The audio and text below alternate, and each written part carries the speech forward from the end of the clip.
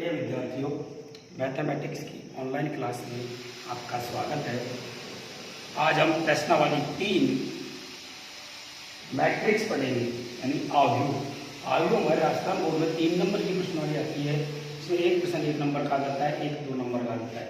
वैसे मैट्रिक्स की 3 प्रश्नावली है, तीसरी, चौथी, पांचवी। पहली तीसरी प्रश्नावली में आप आव्यूह पढ़ेंगे, चौथी प्रश्नावली में सारणिक और पांचवी प्रश्नावली में प्रतिलोम आव्यूह आ जाती है।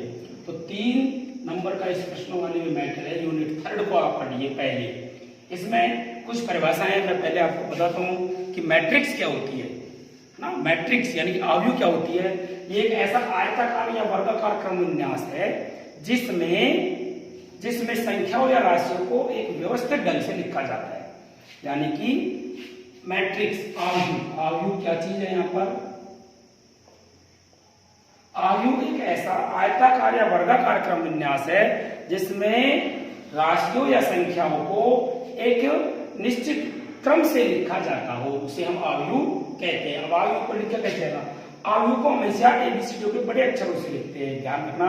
और इसके लिखने के तरीके जैसे ए बराबर ए आई जी, यहाँ पर ए आई यहाँ पंक्ति होती है, जे यहाँ स्तंभ होते हैं, ध्यान रखना। इस प्रकार से लिखा जाता है। और ये एन गुणा एन इसका क्रम होता है। आव्यूह का क्रम, आव्यूह का क्रम ये होता है एन गुणा एन। शुरू में यहाँ पंक्ति लिखी जाएगी, यहाँ स्तंभ लिखे जाएंगे। जैसे इसको यदि खोल के लिखा जाए तो ऐसे लिख सकते हैं अपन A11, A12, A13 और डॉट डॉट लगा के यहाँ लिख सकते हो A1 एन, यानी ये पहली पंक्ति रहेगी। स्तंभ यहाँ कोई सा भी हो सकता है एन तक। फिर A21, A22, A23 dot dot A2n। इसी प्रकार आप यहाँ भी डॉट डॉट लगा सकते हो।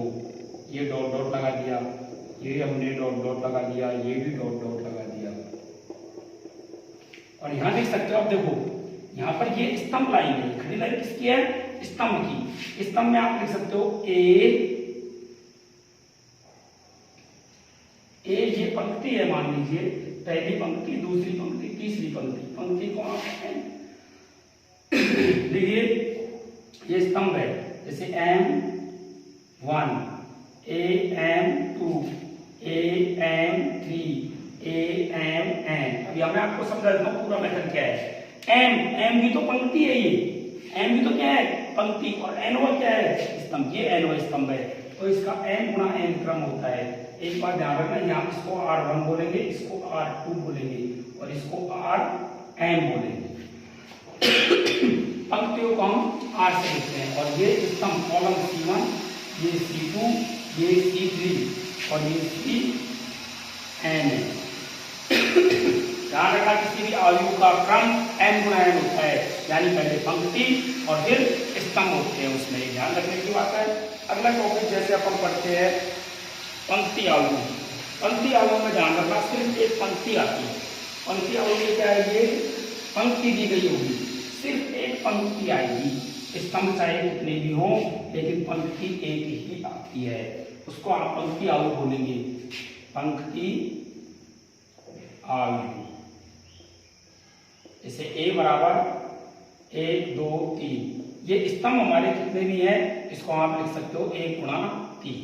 ये पंक्ति आव्यूह हो गई। दूसरी है स्तंभ आव्यूह। स्तंभ आव्यूह, स्तंभ आव्यूह में आप ध्यान रखना कि स्तंभ एक होना चाहिए, चाहे पंक्ति कितनी भी हो। मतलब खड़ी लाइन एक चाहिए अपन, 1, 2, 3। ये स्तंभ आव्यूह हो गई। इसमें पंक्ति कितनी है? 1, 2, 3 पंक्ति है और स्तंभ कितना है? 1। स्तंभ हमेशा बाद में लिखी जाते हैं, पंक्ति हमेशा पहले लिखी जाती है। अगला है शून्य आव्यूह। शून्य आव्यूह, शून्य आव्यूह में आपको याद रखना है कि इसमें चाहे कितने भी क्रम की आव्यूह बने, इसके सभी अवयव शून्य होने चाहिए। क्या होने चाहिए? शून्य। जैसे हमने 2/2 की बना दी, A बराबर 0, 0, 0, 0। ये 2/2 की आव्यूह है, इसके सभी अवयव शून्य है, इसको बोलेंगे शून्य आव्यूह। एक होती है वर्ग आव्यूह। वर्ग आव्यूह में आपको क्या ध्यान रखना है? वह आव्यूह वर्ग आव्यूह कहलाती है जिसमें पंक्तियों की संख्या और स्तंभों की संख्या समान हो। जैसे 2/2 की 2, 3, 1, 5। ये 2 गुणा 2 का वर्ग अवयव है। जैसे एक अपने 3 गुणा 3 का लिख दे 1 2 3 4 5 7 3 2 1। ये 3 गुणा 3 का वर्ग अवयव है। कितने का वर्ग अवयव है? 3 गुणा 3 का। और एक हमने पढ़ा है 2 गुणा 2 का। यानी वर्ग अवयव क्या होता है? वह अवयव या वह मैट्रिक्स जिसमें पंक्तियों की संख्या और स्तंभों की संख्या दोनों समान हो, वर्ग अवयव कहलाता है। एक कहलाता है विकर्ण अवयव, वह वर्ग अवयव जिसमें देखो विकर्ण अवयव, विकर्ण अवयव इसमें क्या कहलाएगा? परिभाषा सुन लो एक बार। वह वर्ग अवयव जिसमें मुख्य विकर्ण के अलावा सभी अवयव शून्य हो। जैसे 8 0 0 3, मुख्य विकर्ण के अलावा सभी अवयव क्या हो? शून्य हो। ध्यान रखना मुख्य विकर्ण के अवयव भी अलग अलग है। विकर्ण अवयव के बाद में आती है अदिश अवयव। अदिश अवयव, अदिश अवयव भी एक विकर्ण अवयव की तरह ही है। वह वर्ग अवयव जिसमें मुख्य विकर्ण के अवयव समान हो। मुख्य विकर्ण के अवयव क्या हो जाए? समान हो जाए, और उसको जोड़ने के बाद में शेष सभी अवयव क्या आ जाए? 0। तो विकर्ण अवयव अदिश अवयव होगी। जैसे 3 0 0 3, ये 2 गुणा 2 की अदिश अवयव है। जैसे और उदाहरण में 1 नहीं 2 0 0 0 2 0 0 0 2, ये 3 गुणा 3 क्रम की अदिश अवयव है। अदिश अवयव के ही क्रम में अगला पॉइंट आता है तत्सम या इकाई अवयव। ये भी इसी क्रम की अवयव है। इसमें क्या होता है? वह वर्ग अवयव जिसमें मुख्य विकर्ण के सभी अवयव इकाई हो। मुख्य विकर्ण के सभी अवयव इकाई हो और शेष सभी अवयव शून्य हो। जैसे एक हमारे इसमें देखेंगे 1 0 0 1, इसको आप 2 गुणा 2 क्रम का है, इसका दूसरा नाम I2 भी है। कभी इकाई अवयव को I से लिखते हैं और 2 लगाने से मतलब बन जाता है कि 2 गुणा 2 क्रम का है। एक मान लीजिए 3 गुणा 3 क्रम का, इसको लिखें 1 0 0 0 1 0 0 0 1। तो ये 3 गुणा 3 क्रम का है, इसको आप I3 लिख सकते हो। क्या लिख सकते हैं? I3। ये हमारे हो गए विकर्ण अवयव, यानी जिसमें मुख्य विकर्ण के अवयव अलग अलग हो और शेष सभी अवयव शून्य हो। अदिश अवयव वह वर्ग अवयव जिसमें मुख्य विकर्ण के अवयव समान हो और शेष सभी अवयव शून्य हो। तत्सम की इकाई अवयव वह वर्ग अवयव जिसमें मुख्य विकर्ण के अवयव इकाई हो, मुख्य विकर्ण के अवयव इकाई हो और शेष सभी अवयव शून्य हो, उसको हम बोलेंगे विकर्ण अवयव। आगे चलेंगे ऊपरी त्रिभुजाकार अवयव। ऊपरी त्रिभुजाकार अवयव, इसमें क्या होता है? ध्यान से समझिए थोड़ा सा। वह अवयव जिसमें मुख्य विकर्ण के ऊपर के, वह वर्ग अवयव जिसमें मुख्य विकर्ण के ऊपर के सभी अवयव कुछ ना कुछ हो और नीचे सभी अवयव 0, यानी कि आप इसको ऐसे भी बोल सकते हो, वह वर्ग अवयव जिसमें मुख्य विकर्ण के नीचे वाले सभी अवयव शून्य हो। जैसे 2 3 4 5 3 2, और मुख्य विकर्ण के नीचे की, ये मुख्य विकर्ण होता है हमारा। ये क्या है? मुख्य विकर्ण। मुख्य विकर्ण के नीचे के सभी अवयव शून्य है तो वो ऊपरी त्रिभुजाकार अवयव है। मुख्य विकर्ण के नीचे के सभी अवयव शून्य है तो वो ऊपरी त्रिभुजाकार अवयव है। एक है निचली त्रिभुजाकार अवयव। निचली त्रिभुजाकार अवयव, इसमें क्या है? वह वर्ग अवयव जिसमें मुख्य विकर्ण के ऊपर के सभी अवयव शून्य हो। जैसे 2 1 4 3 2 5, 2 4 3 0 0 0, ये मुख्य विकर्ण है, इसके ऊपर के सभी अवयव शून्य है। मुख्य विकर्ण के ऊपर के सभी अवयव शून्य आ जाए तो वो निचली त्रिभुजाकार अवयव है, तो नीचे त्रिभुज बन गया। ठीक है। और ऊपरी त्रिभुजाकार अवयव वह वर्ग अवयव जिसमें मुख्य विकर्ण के नीचे के सभी अवयव 0 हो तो ऊपर त्रिभुज बना। यानी यदि नीचे के सभी अवयव 0 है तो ऊपरी त्रिभुजाकार है, ऊपर के सभी अवयव 0 है तो नीचे त्रिभुज बन रहा है, निचले त्रिभुजाकार अवयव है। अब आप प्रश्न वाले को चलेंगे और प्रश्न वाले को पढ़ेंगे, तो ध्यान से पढ़ना, बहुत ही सिंपल, यानी इस बुक की जो हमारा 12th का कोर्स है उसमें सबसे सिंपल मैटर है 10 नंबर का। इसमें 3 प्रश्नावली है, तीसरी, चौथी, पांचवी, है ना। मैट्रिक्स और एक सारणी और एक प्रतिलोम आव्यूहवाड़ी। अब अपन क्वेश्चन नंबर फर्स्ट में चलेंगे। देखिए क्या कह रहा है question number first, exercise 3.1। Question number first क्या कहता है आपसे, यदि आयु a बराबर ए आई जे 2 गुणा 4 हो, 2 गुणा 4, a बराबर ए आई जे 2 गुणा 4, 2 गुणा 4 हो तो a में अवयवों की संख्या, a में अवयवों की संख्या। मैंने आपको बताया था किसी भी आयु में अवयवों की संख्या उसका m गुणा n होता है, यानी पंक्तियों की संख्या को स्तंभों की संख्या से गुणा कर देंगे। तो पंक्तियों की संख्या इसमें 2 है, स्तंभों की संख्या 4 है, ये 2 गुणा 4 कितने हो जाएंगे 8। तो पहले सवाल में कितने अवयव आएंगे 8 अवयव आएंगे। कितने अवयव आएंगे 8। पंक्तियों की संख्या को स्तंभों की संख्या से गुणा कर देंगे। अवयवों की संख्या का भी यही सूत्र है, और अवयवों का क्रम पूछे यानी अवयव की कोटि पूछे तो भी आपको यही सूत्र उपयोग में लेना है। दूसरा क्वेश्चन आपको दे रखा है क्वेश्चन नंबर 2, 4 गुणा 4 का इकाई अवयव लिखिए।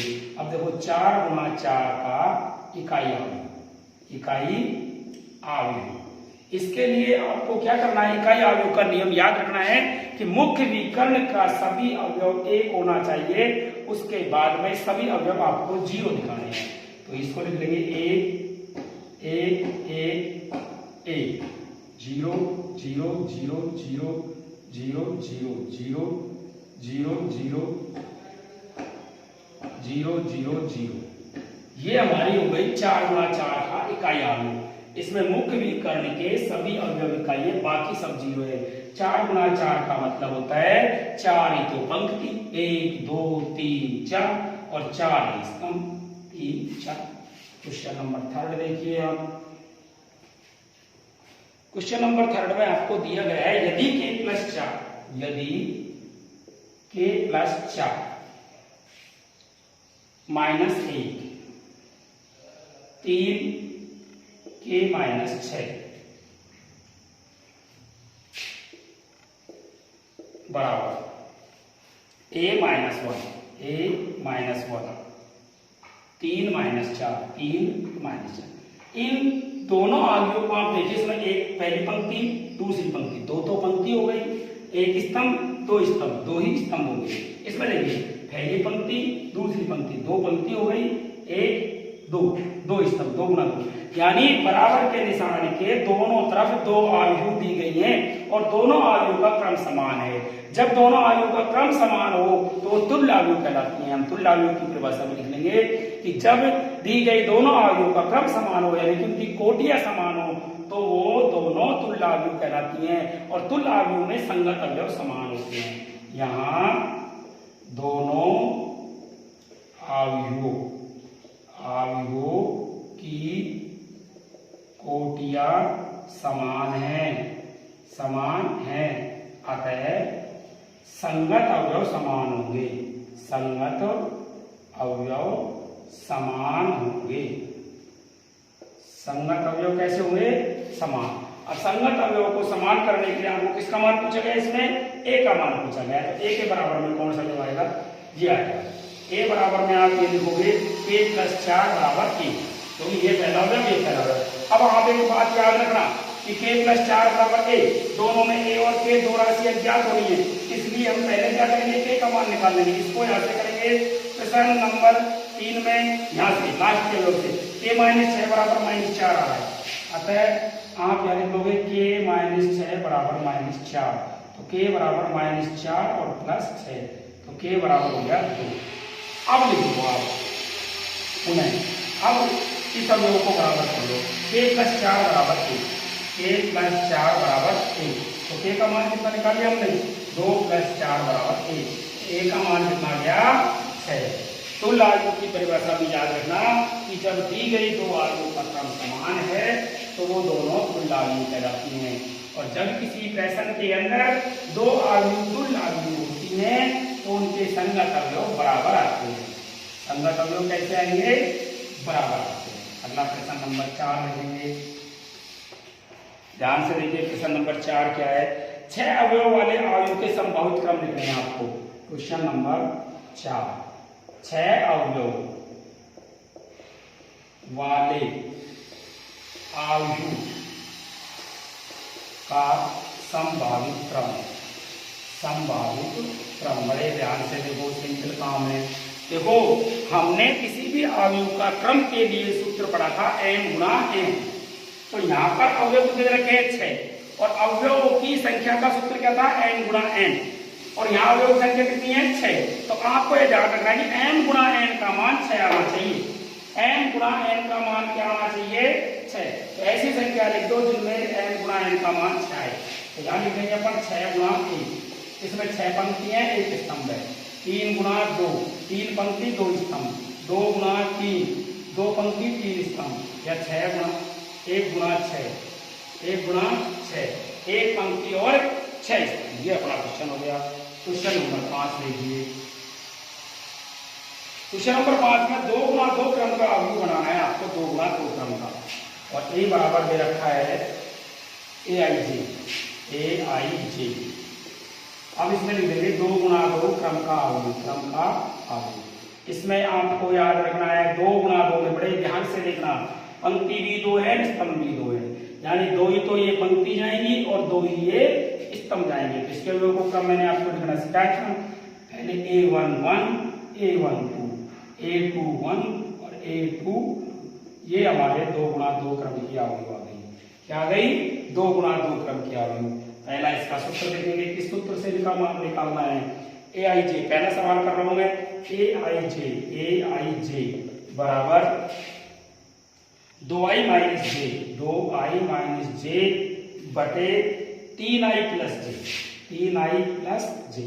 ध्यान रखना यहाँ पर i का मान पंक्ति है, j का मान स्तंभ है। अब इन सब का मान निकाल देंगे, इसमें रख देंगे। जैसे पहले मान निकालना है हमको 11 का, A11 का। तो A11 में मान क्या होता है, i का मान 1 है और j का मान भी 1 है। तो 2i का मान 1 माइनस j का मान 1, 3 गुणा i का मान 1 प्लस j का मान 1। तो 2 एकम 2 में से 1 घटा देंगे 1, 3 एकम 3 में 1 जोड़ देंगे, कितना हो गया 4। A12 में ध्यान रखना i का मान 1 है और j का मान 2। जमा दो इसमें 2 गुणा i का मान 1 है और j का मान 2 बटे 3 गुणा i का मान 1 है, j का मान 2। तो 2 में से 2 घटाएंगे, यहाँ पर 0 हो गया ऊपर, और नीचे 3 है तो कितने हो गए 5, कितना हो गया ये 0। अब A21 के अवयव का ध्यान रखना, दूसरी पंक्ति का पहला अवयव है। इसमें i का मान 2 होता है, j का मान 1 होता है। जवाब इसमें 2 गुणा i का मान 2 है, j का मान 1 है। 3 i का मान 2 है, j का मान 1 है। 4 में से 1 घटाएंगे 3, और 3 दूना 6 और 1 7, 3 बटे 7। अब आप यहाँ पर देखोगे A22 का मतलब है कि i का मान भी 2 है और j का मान भी 2 है। जमा दो इसमें 2 गुणा 2 माइनस j का मान भी 2 है बटे 3 गुणा 2 प्लस j का मान 2 है।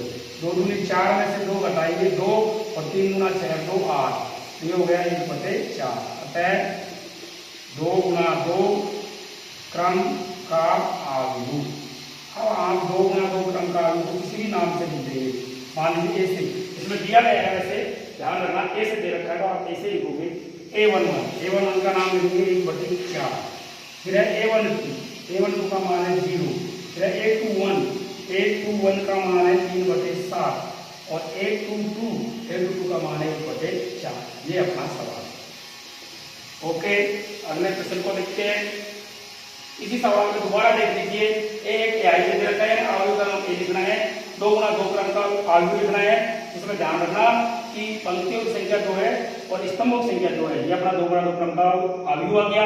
इसके प्रत्येक अवयव का मान आप इस सूत्र से निकालोगे। इसमें जो पहला मान होता है वो पंक्ति का होता है, दूसरा मान होता है वो स्तंभ का होता है। ये मान निकाल के हम इस प्रश्न के अंदर रख देंगे। हमारा 2 गुणा 2 का इकाई 2 गुणा 2 का अवयव प्राप्त हो जाएगा।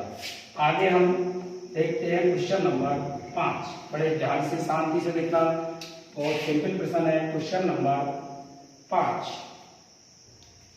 पांचवा हो गया छठा, पांचवा अभी किया है हमने, छठा प्रश्न। 2 गुणा 3 क्रम का अवयव लिखना है। ए बराबर ए आई जे, ए बराबर ए आई जे, यानी कि आपको अवयव का नाम नहीं लिखना है और 2 गुणा 3 क्रम का अवयव लिखना है। 2 गुणा 3 क्रम का अवयव, ऐसा कि ऐसा सवाल है, इसको आप नाम ये लिखोगे। 2 गुणा 3 को पहले समझ लीजिए, पहले 2 लिखा हुआ है, इसका मतलब है पंक्तियों की संख्या 2 है। उसके बाद में 3 लिखा हुआ है, इसका मतलब है अवयव की संख्या 3 है, अवयव की संख्या 3 है। तो पहले पंक्ति 2 और स्तंभ 3, 2 पंक्ति में A11, A12, A13, A 2 गुणा 3, 2 पंक्ति है 3 स्तंभ में, A21, A22, A23, ये आपका 2 गुणा 3 क्रम है। ध्यान से देख लीजिए, पहली पंक्ति दूसरी पंक्ति, 3 स्तंभ में, 1 स्तंभ 2 स्तंभ 3 स्तंभ।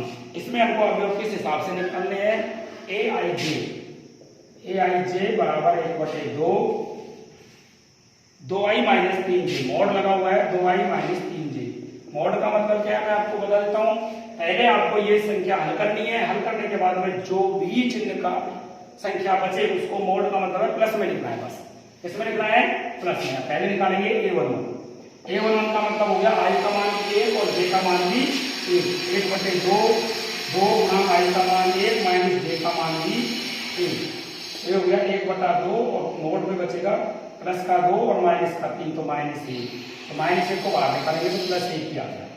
A12 1/2 और इसमें i का मान 1 है और j का मान कितना हो गया 2, तो 2 गुणा i का मान 1 माइनस 3 गुणा j का मान 2, तो 1/2। ध्यान से देखो 2 माइनस 6 तो ये -4 बचेगा, 2 माइनस 6 तो -4 बचेगा, -4 में 2 का भाग दे देंगे, -4 तो मोड हटाने पर 2 ही रह जाएगा, +2 में 2 का भाग देंगे क्या आएगा 2। A13 1/2, A13 का मतलब क्या है, i का मान 1 है, j का मान 3 है, 2 गुणा 1 माइनस 3 गुणा 3, 1/2 और 2 में से 9 घटा देंगे तो -7, -7 का +7 हो जाएगा, मोड में +7 हो गया, 7/2। A21 में ध्यान रखना कि i का मान तो 2 है, j का मान 1 है, अब आ जाएगा 1/2, 2 गुणा i का मान 2 है माइनस 3 गुणा j का मान 1 है, तो 1/2, 4 में से 3 घटा देंगे 1, तो ये हो जाएगा 1/। A22, इसमें i का मान भी 2 है और j का मान भी 2 है, 2 गुणा 2 माइनस 3 गुणा 2, 1/2, 4 में से 6 घटा देंगे, 4 में से 6 घटाएंगे, 4 में से 6 घटा देंगे -2 मोड आ गया, 2/2 का मतलब 1 हो गया। A23, इसमें i का मान 2 है और j का मान 3 है, तो यहाँ पर मान रख देंगे 1/2, 2 गुणा 2 माइनस 3 गुणा 3, तो 4 में से 9 घटाएंगे -5, मोड में आने पर प्लस हो जाएगा, -4 बचेगा ये, क्योंकि 9 में से 4 घटाएंगे 5, तो 5 + 5/2। अब है 2 गुणा 3 क्रम का अवयव, ये a का मान आ जाएगा। अब मान रखते जाएंगे, A11 का मान है 1/2, A12 का मान है 2, A13 का मान है 7/2, A21 का मान है 1/2, A22 का मान है 1, A23 का मान है 5/2। ये कुछ प्रश्न है, बिल्कुल सिंपल है, आगे की